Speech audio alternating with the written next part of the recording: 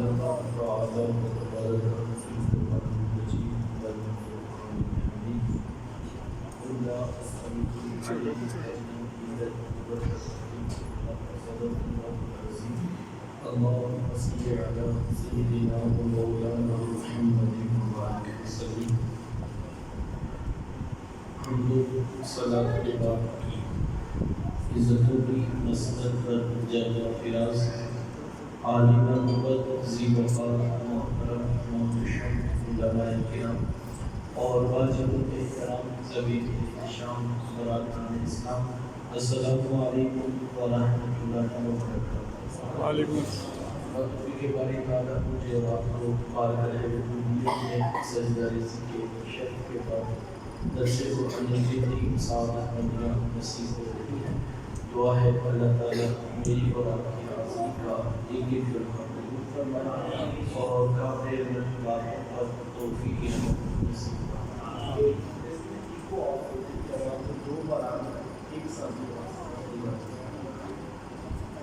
آپ جانتے ہیں کہ اللہ کے رسول صلی اللہ علیہ وآلہ وسلم نے جس وقت دین اسلام کی تبلیغ کا آغاز کیا تو پورا عالم کفر حضور اور اصحاب رسول کے خلاف جمع ہو گیا۔ طرح طرح کے دکھ، تکلیفیں، مصیبتیں، پریشانیاں اور ناموافق حالات کے چکر تھے جو حضور اور اصحاب رسول کو دیکھنا پڑے۔ ان راہوں میں کانٹے بھی بچھائے گئے، گڑھے بھی کھودے گئے، گندی بوجھلیاں جس میں ادھر پہ ڈالی گئی۔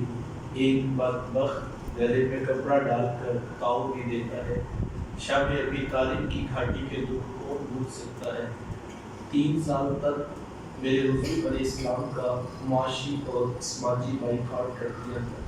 نہ غلہ پہنچنے دیا جاتا اور نہ پانی پہنچنے دیا جاتا، اور حالت یہ تھی کہ لوگ سوکھے پتے کھا کھا کر گزر اوقات کرنے پر مجبور ہو چکے تھے۔ لیکن جب دیکھا کہ مکے کے حالات بدلنے کی طرف نہیں آ رہے تو میرے حضور ایک طویل اور کٹھن سفر کر کے اہل طائف کے پاس پیغام لے کر پہنچے اور ان کے بڑے بڑے سرداروں کو دین اسلام کی تبلیغ کی۔ انہوں نے بھی انکار کر دیا، ہم آپ کی بات کو تسلیم نہیں کرتے۔ حضور فرمائے کہ میں بڑی محبت سے تمہارے پاس پیغام لے کر آیا تھا، تم نے بات کو قبول نہیں کیا، یہ تمہاری مرضی ہے، لیکن تم اتنا ضرور کرنا کہ مکے والوں کو نہ بتانا کہ میں تمہارے پاس پیغام لے کر آیا تھا۔ تو ان میں سے ایک کہنے لگا کہ ہم آپ کی بات کا راز رکھیں، ہم تو لوگوں کو بتائیں گے کہ نیا دین ہمارے پاس بھی آیا اور ہم نے بھی مسترد کر دیا۔ بات یہاں تک بھی رہتی تو یہ امر آخر تھا، لیکن ہمیں تاریخ بتاتی ہے کہ جب حضور واپس پلٹنے لگے تو انہوں نے 2 رویا کی تاروں میں اوباشوں کو کھڑا کیا اور ان کے ہاتھوں میں پتھر دیے۔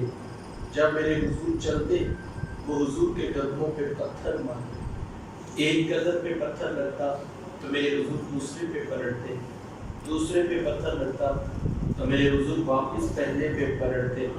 شدت درد اور احساس کرب سے تھک کر میرے حضور نیچے زمین پر بیٹھ جاتے، ان کے 2 اوباش آگے بڑھتے، حضور کو کندھوں سے پکڑ کر کھڑا کرتے، میرے حضور پھر چلتے، وہ پھر پتھر مارتے۔ اتنے پتھر مارے گئے کہ چاند سے خوبصورت پنڈلیاں خون سے نچڑنے لگے۔ نالین دل کے خون سے بھر چکے تھے، اب مزید چلنے کی بھی سکت باقی نہیں تھی۔ ایک فرشتہ حاضر خدمت ہے، اگر کہیں تو ابھی دونوں پہاڑوں کو ملا کر پوری بستی کو ہی ملیا میٹ کر دیتے ہیں، لیکن حضور فرمائے کہ میں رحمت بن کے آیا ہوں، زحمت بن کر نہیں آیا۔ دعائیں دینا یہ پیغمبر کا ہی حوصلہ ہو سکتا ہے۔ ہماری تو تقریب پہ لوگ سبحان اللہ نہ کہیں تو ہمارا مزاج بگڑتا ہے۔ آج کا خطیب کہتا ہے مجھے بلانے سے پہلے اتنے اکاؤنٹ میں ٹرانسفر کرو، میں پھر بات کرنے کے لیے آؤں۔ آج کہا جاتا ہے جب کتاب مفت نہیں تو تقریب مفت کیوں؟ تو جناب گاڑی پیٹرول سے چلتی ہے، قوم کو یہ ساری باتیں کون بتا رہا ہے؟ جس کا ٹائم دینے کے بعد لوگ مہینہ مہینہ دعوت کی عمل میں مصروف رہتے ہیں، جس کے آنے سے قبل شہر میں بڑے بڑے بینرز عریضہ کیے جاتے ہیں، پنڈال میں داخل ہوتے جس کے اوپر پھولوں کی پتیاں نشاور کی جاتی ہیں اور زوردار نعروں کا استقبالیہ جس کو پیش کیا جا رہا ہے، جس کے ہاتھ کو چوم کے آنکھوں کو لگانا لوگ سعادت مندیاں سمجھ رہے ہیں، وہ کہہ رہا ہے جب کتاب مفت نہیں تو تقریر مفت کیوں؟ تو جناب گاڑی پیٹرول سے چلتی ہے، میں کہنا چاہوں گا صاحب تو گاڑی کے خرچے، پیٹرول کا ریٹ، کتابوں کی قیمت گنواتا ہے، آپ ذرا دیکھ میرے رسول کا انداز تبلیغ، لوگ پتھر مارتے ہیں، میرے رسول میٹھی بولی سے بات کرتے ہیں، لوگ گولیاں ڈالتے ہیں اور حضور جولی اٹھا کر ہدایت کی دعائیں کرتے ہیں، اتنی کٹھن تبلیغ اور پھر رب کا یہ حکم قل لا اسألکم علیہ اجرا، محبوب آپ فرما دیجئے لوگوں میں تم سے دین کی تبلیغ کا کوئی سلا، کوئی اجرت، کوئی عوض، کوئی تنخواہ، لا اسألکم، میں تم سے کچھ نہیں مانگتا، تم بات سننا نہیں چاہتے تھے، میں نے پیغام تمہاری روحوں میں اتارا، میں نے تمہیں دین کی دعوت دی، تم نے آگے سے پتھر اٹھا لیے، میں نے تمہیں رب کی توحید بتائی، تم نے آگے سے انکار کیا، لا اسألکم علیہ اجرا، آج دین روحوں میں اتارنے کے بعد میں تم سے کوئی سوال نہیں کرتا، الا المودۃ فی القربى، مگر میرے قرابت داروں سے پیار کرنا، میرے قریبیوں سے محبت اور مودت کے رشتے کو قائم رکھنا۔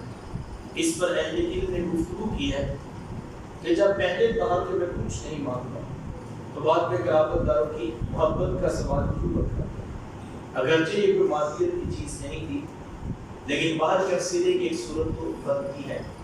اہل علم نے بڑا خوبصورت جواب دیا، کہا یہ بھی حضور علیہ السلام نے اپنی ذات کے لیے نہیں مانگا تھا، اس میں بھی امت کی ہی بھلائی پیش نظر تھی، اگر تم میرے اہل بیت سے پیار کرو گے تو فائدہ میرا نہیں، فائدہ تمہارا ہی ہے کہ تم کبھی بھی گمراہ نہیں ہو، اور امت جب تک قرآن اور اہل بیت کے دامن کو پکڑ کے رکھے گی امت کبھی گمراہ نہیں ہو۔ آقا کریم علیہ السلام نے امت کو اہل بیت سے محبت کا درس ارشاد فرمایا، یہاں تک فرمایا کہ اذکرکم اللہ، اذکرکم اللہ، اذکرکم اللہ، فرمایا میں تمہیں ان کے بارے میں اللہ سے ڈراتا ہوں، تمہیں ان کے بارے میں اللہ کا خوف دلاتا ہوں، تمہیں ان کے بارے میں اللہ کا ڈر سناتا ہوں کہ ان کے بارے میں خیال کرنا۔ محبت کا درس دیا، حکمن فرمایا کہ اپنی اولادوں کو میرے اہل بیت کا پیار سکھاؤ، اور پھر اپنا عمل امت کے سامنے رکھیے۔ آقا کریم علیہ السلام حسنین کریمین رضی اللہ تعالیٰ عنہما کے ساتھ کتنا پیار کیا کرتے تھے کہ میرے حضور کبھی شہزادوں کو اپنی گود میں بٹھاتے ہیں، کبھی اپنے مبارک کندھوں پہ کھڑا کرتے ہیں، اور کبھی محبتوں کا یہ رنگ ہے کہ حضور کو اپنے سینے پہ کھڑا کر لیتے ہیں، کبھی حضور دعا کے ہاتھ اٹھاتے ہیں، اے اللہ یہ میرے بیٹے ہیں، یہ میری بیٹی کے بیٹے ہیں، اے اللہ میں ان سے پیار کرتا ہوں، مولا تو بھی ان سے پیار کر، اور مالک جو ان سے پیار کرے تو اس سے بھی پیار کر۔ حضور کی دعا ہے اس شخص کے نام جو حسنین کریمین سے پیار کرے گا، حضور نے ہاتھ اٹھا کے کہا مالک جو میرے ان بچوں سے پیار کرے گا، مولا تو رب ہو کے ان سے پیار کرے۔ اللہ اکبر۔ کبھی حضور اپنی مبارک زبان ان کے منہ میں رکھ دیتے ہیں، کبھی ان کی زبان اپنے مبارک منہ میں رکھتے ہیں، کبھی حضور گھر کے قریب سے گزرتے ہیں تو شہزادوں کے رونے کی آواز آ جاتی ہے تو حضور کہتے ہیں بیٹا فاطمہ ان کو نہ رلایا کرو، ان کا رونا تو مجھ محمد کو بھی تڑپا دیتا ہے۔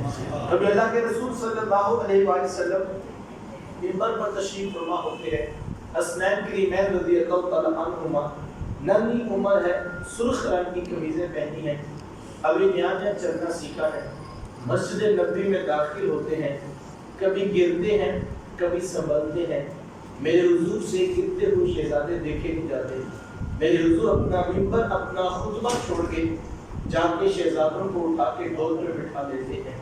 کبھی حضور ان کے بارے فرماتے ہیں لوگوں میرا حسن میری امت کا سردار بیٹا ہے، مجھے بڑی امید ہے یہ امت کے دو گروہوں میں سلو کروا دے گا، اور کبھی حضور ان کے بارے فرماتے ہیں لوگوں سن لو حسین مجھ سے ہے اور میں محمد حسین سے۔ جب اللہ کے رسول صلی اللہ علیہ وآلہ وسلم کو حضرت عمر رضی اللہ تعالیٰ عنہ دیکھتے ہیں کہ شہزادے حضور کے کندھوں پہ تشریف فرما ہے تو یہ خوبصورت منظر دیکھا، تو بے ساختہ زبان سے نکلا، واہ واہ کیسی خوبصورت سواری میسر آ رہی ہے۔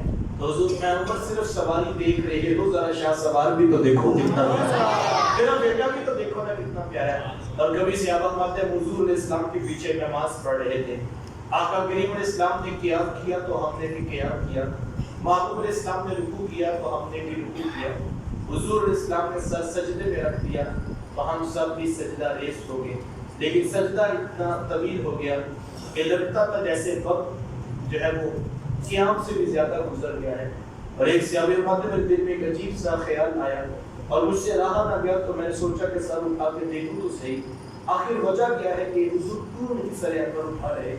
فرماتے میں نے سر اٹھا کے دیکھا تو منظر بڑا خوبصورت تھا، ہر شخص کا سر مالک کی دہلیز پہ جھکا ہوا تھا، خود اللہ کے رسول صلی اللہ علیہ وآلہ وسلم نے بھی سر سجدے میں رکھا ہوا ہے، لیکن حضور علیہ السلام کی مبارک پشت پہ امام حسین بیٹھے ہوئے ہیں اور وہ سر سجدے سے نہیں اٹھاتے، کیوں کہ میرے حسین میری پشت سے نیچے نہ گرتے۔ اللہ اکبر۔ کبھی حضرت ابو ہریرہ رضی اللہ تعالیٰ عنہ فرماتے ہیں صبح کے اجالوں میں محبوب نے میرا ہاتھ پکڑا اور لے کر مجھے ساتھ چل پڑے، چلتے چلتے حضرت فاطمہ زہرا رضی اللہ تعالیٰ عنہا کا آنگن آ گیا، آقا کریم علیہ السلام نے آواز دے کر کہا میرے بیٹے کدھر ہے بیٹا فاطمہ؟ فرماتے ہیں حسنین کریمین دوڑتے ہوئے آئے، حضور علیہ السلام نیچے زمین پر بیٹھ کے اپنے دونوں بازو کھول دیے اور پکڑ کر شہزادوں کو اپنے سینے سے لگا دیا۔ کبھی حضور دونوں شہزادوں کے ہاتھ پکڑ کر فرماتے ہیں کہ جس نے میرے بیٹے حسن سے پیار کیا، جس نے میرے بیٹے حسین سے محبت کی، جس نے ان کے بابا علی سے پیار کیا، جس نے ان کی والدہ فاطمہ سے وفا کی، فرمایا جس نے ان چاروں کے ساتھ پیار کیا، کل قیامت کے لیے جنت میں محمد کے ساتھ کھڑا کیا جائے گا۔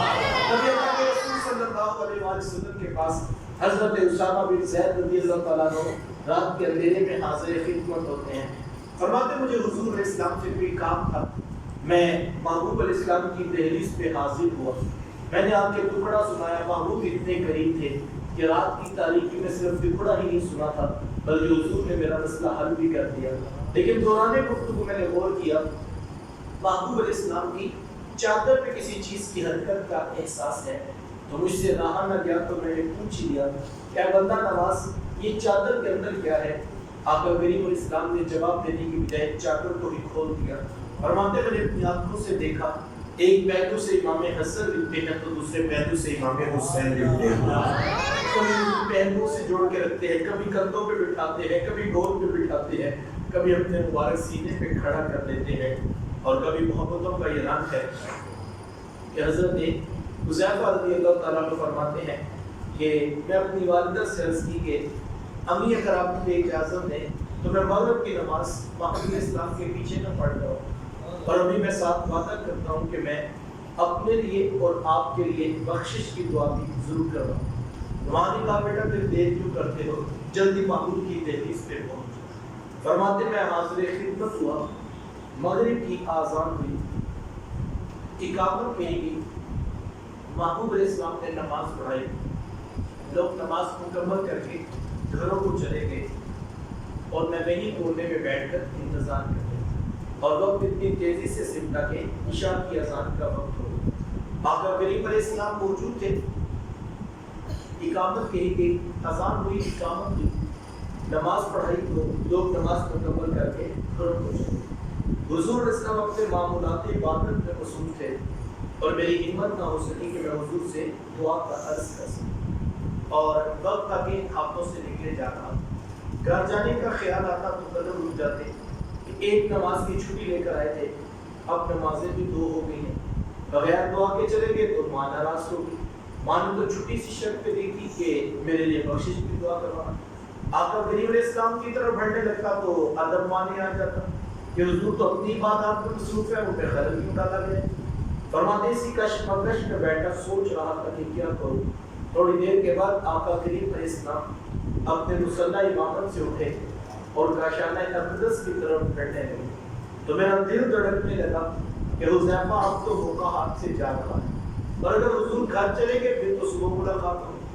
جن لوگوں نے مسجد نبوی کا نظارہ کیا ہے ان کی آنکھوں میں منظر جاگ اٹھا ہوگا کہ مصلی امامت سے مصلی رسول سے حجرہ عائشہ کا فاصلہ ہے لیکن مسا فرماتے میں اچانک دیکھا تو میرے دل میں دھڑکن تیز ہو گئی، نہ چاہتے ہوئے غیر ارادی طور پر رات کے اندھیرے میں قدم تیز ہوئے تو قدموں کی آہٹ اور آواز پیدا ہوئی۔ آقا کریم علیہ السلام نے پیچھے پلٹے بغیر دیکھے فرمایا من ھذا، کون ہے جو میرے پیچھے پیچھے آ رہا ہے؟ حذیفہ تو نہیں ہے؟ کون تو نام، جی جی حضور میں حذیفہ ہوں۔ حضور میں حذیفہ، اللہ تجھے بھی بخشے تیری ماں کو بھی بخشے، بتا کام کیا ہے؟ اللہ تجھے بھی بخشے تیری ماں کو بھی بخشے، بتا کام کیا ہے؟ اللہ تجھے بھی بخشے تیری ماں کو بھی بخشے، بتا کام کیا ہے؟ بندہ مٹ نہ جائے آقا پر تو وہ بندہ کیا ہے؟ بندہ مٹ نہ جائے آقا پر تو وہ بندہ کیا ہے؟ بے خبر ہو جو غلاموں سے وہ آقا کیا ہے؟ ابھی حذیفہ گھر سے نہیں چلے تھے کہ حضور کو پتا تھا حذیفہ کس بات کی چھٹی ہے۔ فرمایا حذیفہ اللہ تجھے بھی بخشے تیری ماں کو بھی بخشے، بتا کام کیا؟ اب حضرت حذیفہ رضی اللہ تعالیٰ عنہ خاموش کھڑے ہیں کہ کام کیا بتاؤ؟ کام تو محبوب علیہ السلام نے لبوں تک بھی نہیں پہنچنے کی اور مسئلہ حل کر دیا۔ اللہ اکبر۔ اور علماء فرماتے ہیں کہ یہ جو ہم حضور علیہ السلام کی دہلیز پہ پہنچ گئے، اپنے ٹکڑے، اپنی پریشانیاں، اپنے درد، اپنی کہانیاں سناتے ہیں، کہا یہ سب کچھ صرف اپنے دل کی تسلی کے لیے ہوتا ہے، ورنہ وہ محبوب تو وہ ہے جو بند لبوں کی کہانیاں بھی جانتے ہیں، وہ تو بند سینوں کی داستان بھی جانتے ہیں۔ اب حضرت حذیفہ رضی اللہ تعالیٰ عنہ خاموش کھڑے ہیں، تو آقا کریم علیہ السلام نے خود ہی وقفہ سکوت توڑتے ہوئے فرمایا کہ حذیفہ سنو، ان ھذا ملک لم ينزل الارض قط، ابھی ایک فرشتہ میرے پاس آیا تھا جو آج سے پہلے کبھی زمین پر نہیں آیا۔ حذیفہ ابھی ایک فرشتہ میرے پاس آیا تھا جو آج سے پہلے کبھی زمین پر نہیں آیا۔ یہاں رک کر ایک بات کہنا چاہوں گا اور آپ کی بھرپور توجہ مجھے درکار ہوگی، اور میرا خیال ہے اگر یہ ایک بات بھی سمجھ میں آ جائے تو بہت سارے مسائل ہم ہو سکتے ہیں۔ فرمایا ابھی ایک فرشتہ آیا تھا جو آج سے پہلے کبھی زمین پر نہیں آیا۔ میں آپ سے پوچھتا ہوں کہ رب کے فرشتوں کی تعداد کتنی ہے؟ تو آپ کا جواب یہی ہوگا کہ حضرت لاکھوں نہیں کروڑوں کے اندر۔ میں پوچھتا ہوں زمین کب سے بنی ہے؟ تو یہی جواب ہوگا سینکڑوں نہیں ہزاروں سال سے وجود کیا۔ حضرت آدم علیہ السلام زمین پر بعد میں تشریف لائے، پہلے زمین کو وجود کیا، ہزاروں سال سے زمین کو وجود ہے۔ زمین کتنی ہے؟ 7 بر اعظموں پہ پھیلی ہوئی۔ توجہ چاہوں گا، کروڑوں فرشتوں میں سے کون سا فرشتہ ہزاروں سال سے بنی ہوئی زمین پر، 7 بر اعظموں میں پھیلی ہوئی زمین پر کون سا فرشتہ کروڑوں میں سے ابھی تک آیا ہے، کون سا نہیں آیا ہے؟ میرے حضور سب جانتے ہیں۔ کیا ہے ان کی نگاہوں سے تو فرشتے بھی اوجھل نہیں ہیں، امتی اوجھل ہو سکتا ہے، جبکہ امتی کے ساتھ تو محبت کا تعلق یہ ہے کہ میرے حضور فرماتے ہیں اے میرے امتی تیرا اور میرا تعلق یہ ہے کہ کانٹا تیرے پاؤں میں چبھتا ہے، اس کی درد اور محبت ہوتی ہے۔ اتنا برا تعلق ہو تو پھر بلا آنکھوں سے کوئی اوجھل ہو سکتا ہے؟ اللہ اکبر۔ یا آسمانوں سے کروڑوں میں سے کوئی ایک فرشتہ آئے، یہ بھی فرمایا کہ میرے پاس پہلی مرتبہ آیا۔ مجھے آپ پوچھیں، میں کہوں کہ میں شاید اس مسجد میں پہلی مرتبہ آیا، لیکن دور سے مجھے پنڈی میں کتنی مرتبہ آئے تو میں پنڈی شہر کا نہیں بتا سکتا، میں اپنے بارے میں نہیں بتا سکتا، لیکن میرے حضور اپنے بارے میں بات کر رہے ہیں۔ یہ نہیں فرمایا کہ فرشتہ پہلی مرتبہ میرے پاس آیا ہے، 7 بر اعظموں میں پھیلی ہوئی زمین کا چپا چپا محبوب کی نگاہوں میں ہے، اور میں یہ والا فرشتہ کروڑوں میں سے آج پہلی مرتبہ زمین پہ آیا۔ اللہ، کوئی حد ہے ان کے عروج کی، تو میں اپنے بارے میں نہیں بتا سکتا، اور میرے حضور اپنے بارے میں نہیں فرما رہے، کروڑوں فرشتوں میں سے فرما رہے ہیں کہ یہ والا فرشتہ آج پہلی مرتبہ زمین پر آیا۔ کیا خیال ہے کہ آسمانوں سے کروڑوں میں سے کوئی ایک فرشتہ زمین پہ آئے تو محبوب کو پتہ چلتا ہے؟ مجھے بتاؤ پاکستان سے امتی ٹکٹ کروا کے مدینے آئے تو حضور کو پتہ نہیں چلتا؟ فرمایا کہ یہ والا فرشتہ پہلی مرتبہ زمین پر آیا ہے اور امتی تو محبوب کے قدموں میں کھڑا ہوتا ہے، اسی کو پتہ لگتا ہوگا۔ فرمایا ان ھذا ملک لم ينزل الارض قط، یہ والا فرشتہ پہلی مرتبہ آج زمین پر آیا اور حذیفہ آنے کا مقصد کیا تھا؟ اس نے رب سے اجازت مانگی کہ مولا مجھے اجازت دینا میں بھی تیرے رسول کو جا کے سلام نہ کر دیا۔ یار فرشتے آسمان پہ رہنے والے اجازتیں لے کر اگر مدینے والے کو آ کر سلام کریں تو پھر کمال ہے مدینے والے شہر۔ اسی لیے میرے استاد محترم فرمایا کرتے ہیں کہ یار سلام پڑھنے سے نہ رکا کرو، کوئی صبح پڑھتا ہے تو پڑھنے دو، کوئی گھر میں بیٹھ کے پڑھتا ہے تو پڑھنے دو، کوئی رات کے اندھیرے میں کمرے میں بیٹھ کے پڑھتا ہے تو پڑھنے دو۔ کہا یہ وہ وظیفہ ہے جو رب نے حجر و شجر کو بھی عطا کیا۔ مولا کائنات حضرت علی مرتضیٰ رضی اللہ تعالیٰ عنہ فرماتے ہیں میں آج تک اس پتھر کو بھی جانتا ہوں کہ میرے حضور جب بھی اس کے قریب سے گزرا کرتے وہ حضور کو سلام پیش کیا۔ پتھر ہو کے محبوب کو سلام کریں اور انسان امتی ہو کے پڑھنا بھولے یہ ہو ہی نہیں سکتا۔ اللہ اکبر۔ صحابی کا نام ہے حضرت یعلا بن مرہ رضی اللہ عنہ۔ وہ فرماتے میں محبوب علیہ السلام کے ساتھ کسی سفر میں تھا، ایک جگہ پر آقا کریم علیہ السلام نے قیام کیا تو حضور وہاں میں استراحت ہوئے، آرام کرنے لگے تو میں پاس پہرہ داری پہ کھڑا ہوا۔ تو تھوڑی دیر کے بعد میں نے ایک عجیب منظر دیکھا۔ منظر کیا تھا کہ دور سے نام ایک درخت ہے، اس نے اپنی شاخوں کو یوں دائیں اور بائیں جنبش دی اور اپنی جڑوں کو اکھاڑا اور تنے کے بل ہوتے چلتا ہوا آگے محبوب کے قدموں میں کھڑا ہوا۔ فرماتے میری آنکھیں حیرت سے پھٹی کی پھٹی رہ گئی کہ بلا درخت پہ کبھی چلتے، لیکن منظر بڑا عجیب تھا، میں پہلی مرتبہ دیکھ رہا۔ وہ حضور علیہ السلام کے قدموں میں کھڑا رہا اور تھوڑی دیر کے بعد وہیں جا کے دوبارہ نصب ہوئی۔ جب آقا کریم علیہ السلام بیدار ہوئے تو مجھ سے رہا نہ گیا، تو میں نے پوچھ لیا کہ حضور آج بڑا عجیب واقعہ ہوا۔ حضور میں آج کیا ہوا؟ از حضور وہ جو درخت نہیں ہے حضور میں ہاں وہ موجود ہے۔ از حضور تھوڑی دیر پہلے وہ یہاں پہ آیا ہوا، حضور وہ یہاں پہ کیوں آیا ہوا؟ میرے حضور یہ نہیں فرماتے کہ یعلا بن مرہ ہم تو سو رہے تھے، جاگ تو آپ رہے تھے، آپ بتائیں نا وہ یہاں کیوں آیا؟ جبکہ واقعی اللہ کے رسول تو نہ فرما رہے، سوال بنتا نہیں ہے۔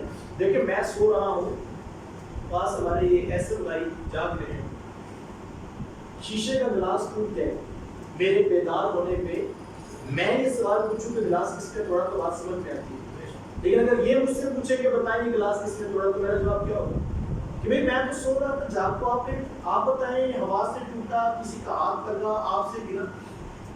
تو اگر یہ مجھ سے پوچھنا شروع کر دے تو میں تو یہی کہوں ابھی میں تو سو رہا تھا، جبکہ اللہ کے رسول صلی اللہ علیہ وسلم واقعی آرام فرما رہے تھے، حضور سو رہے تھے، وہاں پہ استراحت تھے، سوال بنتا نہیں ہے۔ لیکن صحابی نے انہوں نے سوال پوچھا ہے اور آقا کریم علیہ السلام نے یہ نہیں فرمایا کہ ہم تو سو رہے تھے آپ جاگ رہے تھے، آپ بتائیں کوئی یاد کیوں آیا تھا؟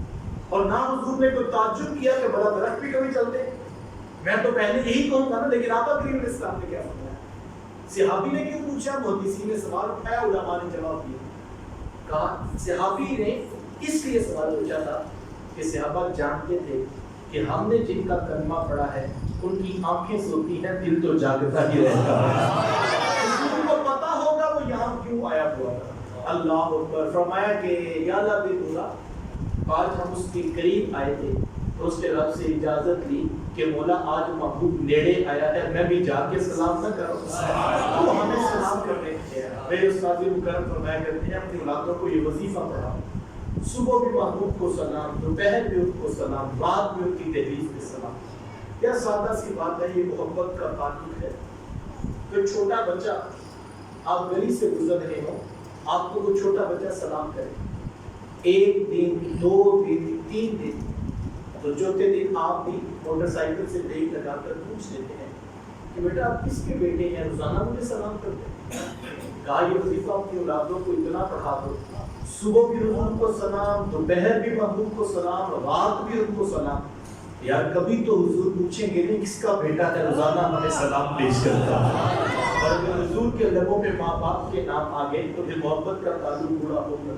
اور میں کہتا ہوں اتنا خوبصورت عمل ہے، اتنا خوبصورت عمل ہے کہ ہماری نماز اور عبادت پوری نہیں ہوتی جب تک محبوب کی دہلیز پہ سلام پیش نہ۔ باقاعدہ اذان ہوئی، آپ گھر سے اٹھے، راستے میں کوئی دوست ملا، جناب کدھر جا رہے ہیں؟ آپ نے کہا میں مسجد میں عبادت کے لیے جا رہا ہوں، میں مسجد میں آپ کی نماز ادا کرنے جا رہا ہوں۔ آپ آئے, وضو کیا, مصلی بچھا تھا, آپ نے تکبیر کی, ہاتھ باندھ کے کھڑے ہو گئے, الحمدللہ رب العالمین, مالک رب العالمین تو ہے, رحمان تو ہے, رحیم تو ہے, مالک یوم الدین تو ہے. کبھی رکوع میں, کبھی سجدے میں رکھ کے کہا مالک اعلیٰ تو ہے, ارفع تو ہے, افضل تو ہے. عبادت تو پوری ہو گئی. اب ہم جانا چاہتے تھے کہاں حمد سے شروع کیا, تحمید پہ آئے, تسبیحات پڑھی, پیشانی ماتھا رگڑا, اس کی دہلیز پہ جھکے. عبادت تو پوری ہو گئی. آئے بھی عبادت کے لیے تھے, ہم اٹھ کے جانا چاہا تو فوراً کہا نہیں ذرا گھٹنے بچھا کے بیٹھ جا. مالک عبادت کے لیے آیا تھا, مالک عبادت تو پوری ہو گیا, میں جانا چاہتا ہوں. کہا تو جا نہیں سکتا جب تک محبوب کی دہلیز پہ سلام نہیں بھیجتا. کیونکہ اگر مجھے عبادت کا ذوق اور حق کی توحید کا پیغام ملا ہے تو یہ فیضان ہے آمینہ کے لال کا. تمہیں ان کی دہلیز پہ سلام کرنا ہوگا. میں کہتا ہوں دیکھیں, یہ سلام قیام میں بھی رکھا جا سکتا ہے, یہ قیام کے بعد رکوع میں بھی رکھا جا سکتا ہے, یہ جلسے میں بھی رکھا جا سکتا ہے. لیکن کیسا خوبصورت انداز, اللہ اکبر, کہ اپنی تحمید, تسبیح, حمد, توحید, اقرار, ایمان سب کچھ قیام میں, رکوع میں, سجود میں رکھا. اور جیسے ہی محبوب کی دہلیز پہ سلام کی باری آئی تو کہا ادب سے گھٹنے بچھا کے بیٹھ جا. اور یہاں پہ بیٹھ کے کہا السلام علیکہ ایھا النبی, اے نبی تیرے اوپر سلامتیاں ہوں. اللہ اکبر. تو فرمایا حذیفہ کو ہمیں سلام کرنے کے لیے آیا ہوا. اور حذیفہ اس نے مجھے آ کر بتایا ہے کہ میری بیٹی فاطمہ جنتی عورتوں کی سردار ہیں اور میرے بیٹے حسنین کریمین جنتی جوانوں کے بھی سردار ہیں. سیدہ شباب اہل الجنہ, یہی نوجوان ہیں جو جنتی جوانوں کے بھی سردار ہیں. حضور علیہ السلام نے اپنا عمل امت کے سامنے رکھا اور پیار کر کے امت کو ترغیب دکھا دی اور ترغیب دی گئی. پھر ساری زندگی صحابہ اہل بیت سے پیار کرتے ہوئے دکھائی دی. کتنا پیار کیا کرتے تھے حضرت سیدنا ابو بکر صدیق رضی اللہ عنہ. عصر کی نماز پڑھ کے مسجد سے نکلے تو ساتھ حضرت علی رضی اللہ عنہ ہوئی. تو گلی میں حضرت امام حسن رضی اللہ عنہ کھیل رہے. یہ چھوٹے بچے تھے تو انہوں نے آگے بڑھ کر شہزادے کو اٹھایا اور اٹھا کے کندھوں پہ بٹھا دیا. کیوں بٹھایا ہوگا؟ آل رسول تھے, خون نبوت تھا, چھوٹے بچے تھے, پیارے لگے, اٹھا کے کندھوں پہ بٹھا دیا. بات محبت کی ہے, بات سمجھ آتی ہے. جناب علی رضی اللہ عنہ کے صاحبزادے تھے, دوستوں کے بیٹے, بھتیجے لگتے ہیں, پیارے لگتے ہیں, اٹھا کے کندھوں پہ بٹھا دیا. بات محبت کی ہے, بات سمجھ آتی ہے. لیکن میرا یہ ذوق ہے کہ آپ اس جملے کی جو ہے وہ ذوق کی آپ کیجیے گا. حضرت ابو بکر صدیق رضی اللہ عنہ نے شہزادے کو اٹھا کے کندھوں پہ اس لیے بھی بٹھایا ہوگا, دل میں خیال آیا ہوگا ابو بکر یہ تو آپ کے کندھے ہیں, یہ شہزادے تو وہ ہیں جو نبیوں کے امام کے کندھوں پہ بھی کھیلتے تھے. آج سرے بازار مل گئے ہیں تو چلو محبوب کی یہ والی سنت بھی ادا کرتے تھے. اٹھا کے شہزادے کو کندھوں پہ بٹھایا اور مسکرا کے حضرت علی رضی اللہ عنہ کی طرف دیکھا اور کہا علی ایک بات میں کہوں, عرض کی حضور حکم فرمائیں. کہا یہ جو حسن ہے نا, یہ بیٹا تو آپ کا ہے لیکن مجھے آپ پر تو نہیں لگتا ہے, مجھے تو رسول اللہ کی شبیہ لگتی ہے. مجھے تو ان کو دیکھ کے حضور یاد آ جاتے ہیں. حضرت علی رضی اللہ عنہ فرمانے لگے ابو بکر میں نے کب کہا یہ مجھ پر ہے, یہ واقعی اپنے نانا کی ہی تصویر ہے, یہ رسول اللہ کی شبیہ ہے. صحابہ کتنا پیار کیا کرتے تھے. حضرت عمر فاروق رضی اللہ عنہ جب وظائف بانٹنے لگے تو اپنے بیٹے کو وظیفہ دیا. آگے حسنین کریمین رضی اللہ عنہ مان کھڑے تو اپنے بیٹے کی نسبت 2 گنا وظیفہ شہزادوں کی خدمت میں پیش کیا. تو بچے تو بچے ہوتے ہیں تو بیٹے نے سوال کر دیا. کہا حضرت میں ان سے عمر میں بھی بڑا ہوں اور میں نے جہاد بھی کیا ہے, مجھے ان کے جتنا یا ان کو میرے جتنا حصہ دیا جاتا تو بات اور تھی, لیکن میرے سے بھی 2 گنا وظیفہ زیادہ کیوں دیا جا رہا ہے. جب یہ بات کہی تو حضرت عمر فاروق رضی اللہ عنہ جناب پہ آگے کہا بیٹا عمر تمہیں بھی 2 گنا وظیفہ دے گا, لیکن عمر کی ایک شرط ہے. کہا جی وہ شرط کیا ہے؟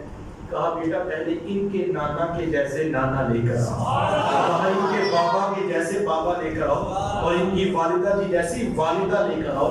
کہا یہ رشتے تم لے کر آ جاؤ, عمر تمہیں بھی 2 گنا وظیفہ دے گا. آپ جانتے ہو کے نانا کون ہے؟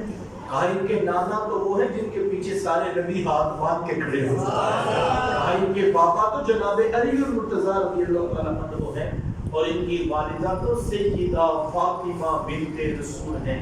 کہا یہ رشتے تم لے کر آ جاؤ، عمر تمہیں بھی دو گنا وظیفہ۔ عمر یہ نہیں دیکھتے کہ عمر کو پیارا کون لگتا ہے، عمر تو یہ دیکھ رہے ہیں عمر کے رسول کو زیادہ پیارا ہوتا ہے۔ صاحبوں یہ وہ محبتوں کا دین ہے، یہ وہ الفتوں کا پیغام ہے، یہ وہ جوڑنے والی تعلیمات ہیں جو لے کر میرے حضور اس کائنات میں چلتا پھرا ہے۔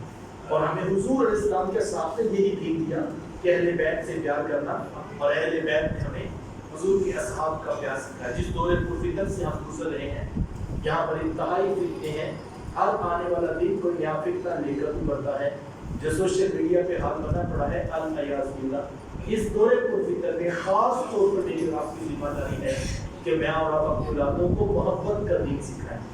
ادب کا دین دین رسول ہے، اور جس دین میں ادب نہیں وہ دین رسول کبھی نہیں ہو سکتا ہے۔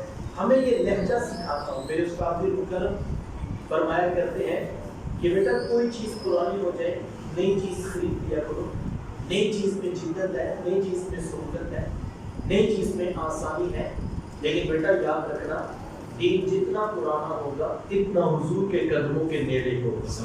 ہمیں دین نیا نہیں لینا، ہمیں دین پرانا ہی اچھا ہے۔ دین وہی ہے جو داتا گنج بخش علی اجمیری لے کر آئے، دین وہ ہے جو حضرت شاہ نقش بند بخاری لے کر آئے ہیں، دین وہ ہے جو خواجہ معین الدین چشتی اجمیری لے کر آئے ہیں، دین وہ ہے جو پیر فیض الحسن شاہ صاحب بیان کیا۔ آپ خطبہ دے کے نکلنے لگے، ایک نوجوان نے آپ کا بازو پکڑ لیا، کہا حضرت ایک مسئلہ تو سنا دیں۔ کہا بیٹا پوچھو کیا ہے؟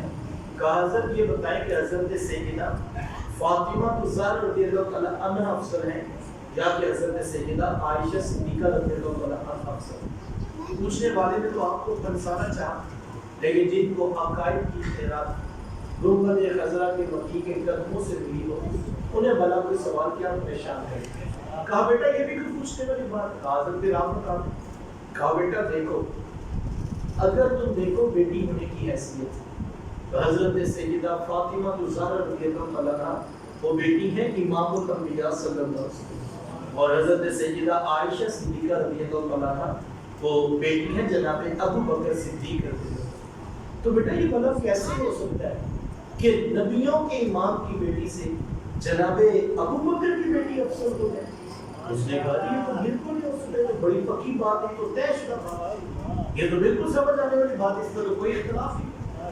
کہا بیٹا جس طرح یہ بڑی سمجھ میں آتی ہے، اب دیکھو بیوی ہونے کی حیثیت سے حضرت سیدہ عائشہ صدیقہ رضی اللہ تعالیٰ عنہا وہ بیوی ہے امام الانبیاء صلی اللہ علیہ وسلم، اور حضرت سیدہ فاطمہ الزہرا رضی اللہ تعالیٰ عنہا وہ بیوی ہے جناب علی المرتضیٰ رضی اللہ عنہ۔ بیٹا یہ کیسے ہو سکتا ہے کہ نبیوں کے امام کی بیوی سے جناب علی المرتضیٰ کی بیوی افضل ہوگا؟ مطلب کیا؟ حضور والا ان کی نسبت سے دیکھو گے تمہیں ہر کوئی اونچا اور بڑا دکھائی دے گا۔ عجیب بتاتا ہے یہ کہ ہم نے دیکھنا ہی ان کی نسبت سے ہے، ہم نے تو دیکھنا ہی صاحب کی نظر سے ہے جو حضور کے قدموں میں۔ میں اس بات کو بولتا ہوں، اس بات پر پوری امت کا اتفاق ہے، کسی ایک شخص کا بھی اختلاف نہیں کہ ساری امتوں سے افضل ترین امت کون سی ہے؟ وہ حضور اسلام کی امت۔ میں اپنے اندر اتروں، آپ اپنا محاسبہ کیجیے، ہمارے پردے میں کون سا نیک عمل سر سے لے کر پاؤں تک، صبح سے لے کر شام تک، حضرت آدم علیہ السلام سے لے کر حضرت عیسیٰ علیہ السلام کی ساری امتیں، اور ہم جیسے افضل۔ اس امت کی شان یہ ہے کہ دنیا پہ سب سے آخری پہ آئے ہیں، جنت میں سب سے پہلے چلے جائیں۔ میں دیکھوں تو صحیح، سب سے پہلے جنت میں میں ہو کیوں؟ سب سے پہلے جنت میں حضور کی امت آپ ہو کیوں؟ دل نے جواب دیا میاں یہ تیرا کمال نہیں، میاں یہ آپ کا کمال ہے، یہ کمال ہے آمینہ کے لال کا۔ ہم ان کی نسبت میں ہیں، تو اگر ہم نکموں کو ان کی نسبت مل جائے تو ہم امتوں سے افضل قرار پاتے ہیں۔ مجھے بتاؤ جن کو ان کے گھرانے کی نسبت مل جائے، جن کو ان کے اصحاب ہونے کی نسبت مل جائے، تو ان کے عظمتوں کا عالم کیا ہوگا۔ تو مجھے اور آپ کو ہمیشہ ادب کا لہجہ، محبت کی بات اپنی نسلوں کی طرف منتقل کرنی ہے۔ اور میں کہتا ہوں یار آل رسول تو بات بڑی اونچی ہے، وقت سمجھ گیا، آل رسول ہونا تو منصب بڑا اونچا ہے، اصحاب رسول ہونا تو ٹائٹل بہت بڑا ہے. اگر آپ مجھ سے پوچھیں محبت کیا ہے, اگر آپ مجھ سے پوچھیں عقیدت کیا ہے, آپ مجھ سے پوچھیں الفت کا تعلق کیا ہوتا ہے, عشق کا عنوان کیا ہے, تو میں تو یہ کہنا چاہوں گا, کسی کا شعر تو سادہ سا لکھنے والے نے حد کر دی اور کہنے والے نے کمال کر دیا. اور کیا خوب کسی نے کہا ذرے اس خاک کے تابندہ ستارے ہیں, ذرے اس خاک کے تابندہ ستارے ہوں گے جس جگہ آپ نے نالین اتارے ہوں. ہمیں تو یہاں پہ کھڑا کیا گیا تھا کہ زمین پر پڑے ہوئے ریت کے وہ ذرے, وہ خاک ہے, وہ مٹی ہے, اس کی کوئی قیمت نہیں. یہ کتنی مٹی ہماری گلیوں میں پڑی ہے, کبھی کسی نے بوتلوں میں اٹھا کے سنبھالی نہیں. سب کو پتا ہے یہ خاک ہے, یہ مٹی ہے, اس کی کوئی قیمت نہیں. لیکن اگر اس مٹی کو نسبت ہو جائے میرے حضور سے, نہیں حضور والا, میرے حضور تو پھر میرے حضور, اس مٹی کو نسبت ہو جائے میرے حضور کے گھر والوں سے, نہیں حضور والا, وہ تو پھر میرے حضور کے گھر والے ہیں. اگر اس مٹی کو نسبت ہو جائے حضور کے اصحاب سے, نہیں حضور والا, وہ تو میرے حضور کے اصحاب ہیں, تو پھر کیا. اگر اس مٹی کو نسبت ہو جائے میرے حضور کے قدموں سے لگے ہوئے نالین شریف سے, صاحب کی فتویٰ یہ ہے کہ مٹی نہیں رہتی, یہ خاک مدینہ شفا بن جاتی ہے. اور اس کی فضیلت یہ ہے, جب حضور کے صحابہ فاتح بن کے مدینہ المنورہ میں داخل ہوئے تو گھوڑوں کی ٹاپوں سے غبار اڑا, تو کسی نے اپنے کپڑے کو چہرے پہ رکھنا چاہا تو میرے حضور کو اچھا نہ لگا. حضور میں کپڑے کو نیچے کر لوں, میرے رب نے مدینے کے غبار میں بھی شفا رکھی ہوئی ہے. جناب والا, حضور والا, ان کے تو شہر کی مٹی کا مقابلہ نہیں ہو سکتا. اور آپ چلے ہیں جناب ابو بکر کی بات کرنے, آپ چلے ہیں جناب عمر پہ فتویٰ لگانے, آپ چلے ہیں حسنین کے ایمان کا وزن کرنے. رک جائیے, یہ گمراہی ہوگی, یہ گمراہی ہوگی. ہاتھ دین جو ہے وہ ہاتھ سے نکل جائے گا, ایمان کی پونجی خالی ہو جائے گی. مجھے اور آپ کو دین محبت کا ملا, ذرے اس خاک کے تابندہ ستارے ہوں جس جگہ آپ نے نالین اتارے. اور یہ بھی نہ ہو کہ کہہ دیں کیا بات ہو جناب, اردو کا شعر پڑھا سارا بھی وہیں سے بنا دیا. تو یہ تو صرف میں نے اردو کا شعر آپ کو سمجھانے کے لیے, اور بات جلدی سمجھ میں آ جائے تو اس گھر سے پڑھا.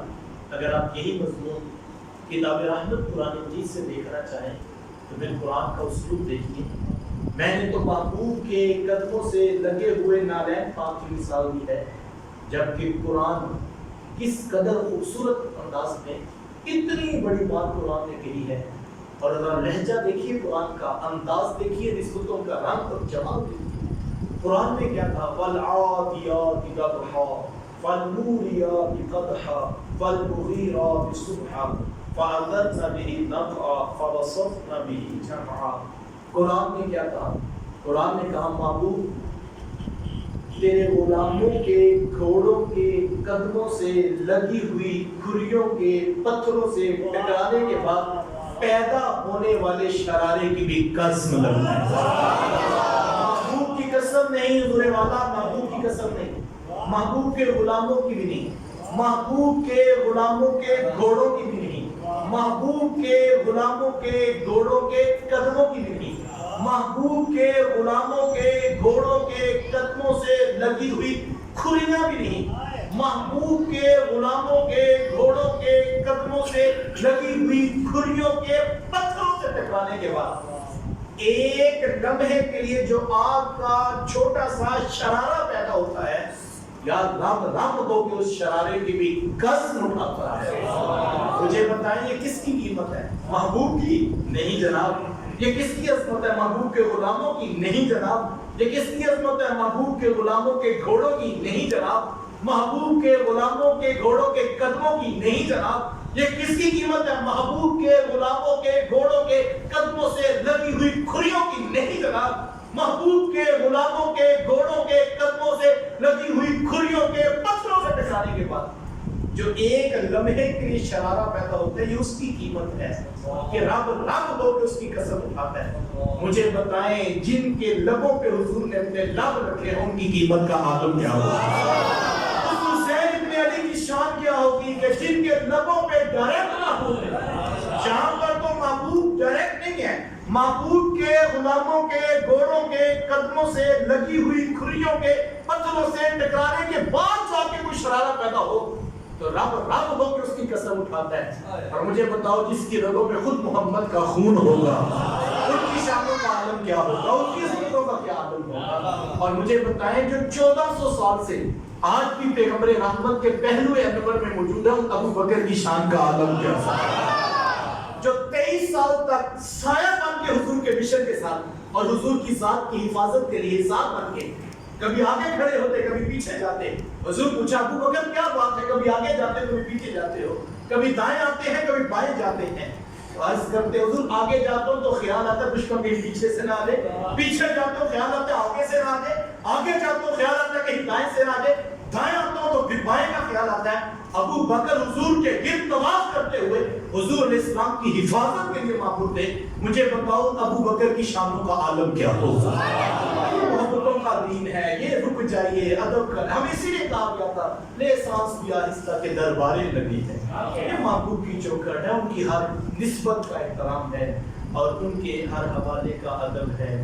آئیے اپنی نسل نو کی حفاظت کے لیے اس دورے پرفکر کے اندر میں اور آپ ادارت المصطفیٰ کا پلیٹ فارم اسی فکر کی آپ جاری کے لیے عمل کے ذوق کو اور عقائد و نظریات کی عبادتگی اور پاکیزگی کے لیے میدان عمل میں اپنے حصے کی شمع روشن کیے ہوئے ہیں. آئیے اپنے حصے کا چراغ روشن کیجیے. جہاں ادارت المصطفیٰ کا ایک بہت بڑا تبلیغی نیٹ ورک جس میں پوری دنیا پر میرے شیخ طریقت کا پیغام پہنچ رہا ہے, اس میں ساتھ میں الحمدللہ پوری آبادات کے ساتھ المصطفیٰ اسلامی سینٹرز کا آغاز بھی کر دیا گیا ہے, جس میں ہماری بہت جلد کوشش ہوگی کہ ہم جو ہے وہ دینی مدارس پورے پاکستان میں کھڑے کریں. آئیے اپنے حصے کا چراغ روشن کرتے ہوئے میں اور آپ اس کار خیر میں شامل ہو جائیں. اللہ کی بارگاہ میں دعا کروں اللہ مجھے آپ کو توفیق عمل نصیب فرمائے. وآخر دعوانا الحمدللہ.